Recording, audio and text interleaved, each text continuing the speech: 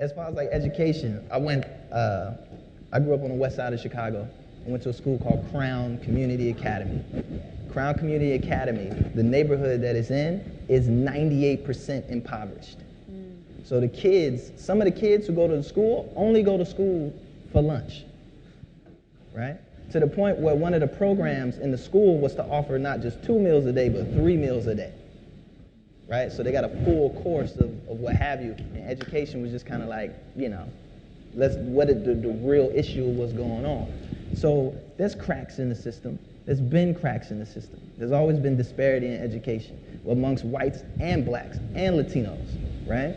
And it's all the deciding factor has always been either the neighborhood you lived in, which is based on your economic status and what you could afford, and the quality of the education and the teachers going to there because they want to make the fatter paychecks and what have you, right? So it's real. It's still just kind of, and I saw Waiting for Superman, and I was inspired, and I cried at the end when he got into school and everything, right? But it still has to be an education outside of the education system.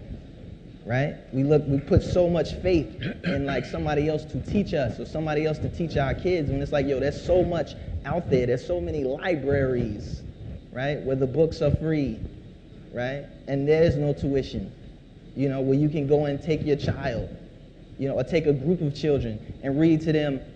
And I'm not talking about Cat in the Hat. I'm talking about whip out Play-Doh on a kid. Challenge them.